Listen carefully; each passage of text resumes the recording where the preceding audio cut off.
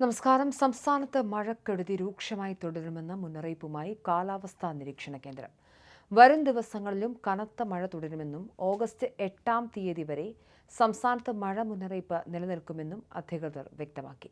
മഴ ശക്തമായതോടെ തിരുവനന്തപുരം മുതൽ കാസർഗോഡ് വരെയുള്ള വിവിധ ജില്ലകളിൽ അതീവ ജാഗ്രതാ നിർദ്ദേശം നൽകിയിട്ടുണ്ട്. ഇന്ന് സംസ്ഥാനത്തെ 9 ജില്ലകളിൽ ഓറഞ്ച് അലർട്ട് പ്രഖ്യാപിച്ചു.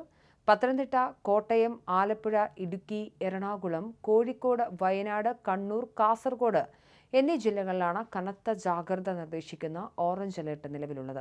തിരുവനന്തപുരം, കൊല്ലം, തൃശൂർ, പാലക്കാട്, മലപ്പുറം എന്നീ 5 ജില്ലകളിൽ യെല്ലോ അലർട്ടും പ്രഖ്യാപിച്ചിട്ടുണ്ട്. മഴ ശക്തമായി തുടരുന്നതിന് പിന്നിൽ അന്തരീക്ഷത്തിലുണ്ടായ സങ്കീർണമായ വ്യതിയാനങ്ങളാണ്.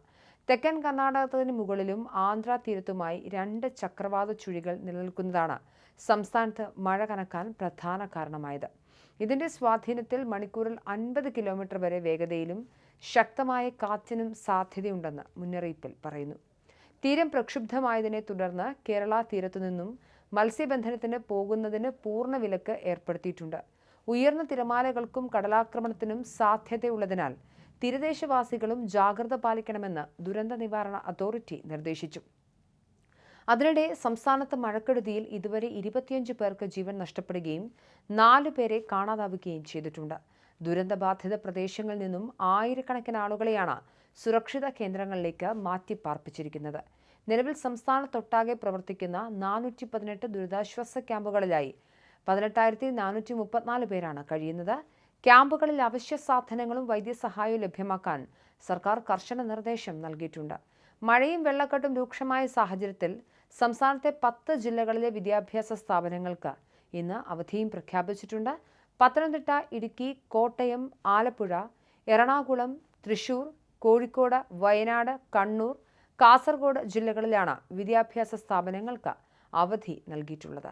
കണ്ണൂർ, കോഴിക്കോട് ജില്ലകളിൽ പ്രൊഫഷണൽ കോളേജുകൾക്ക് അവധി ബാധകമല്ല.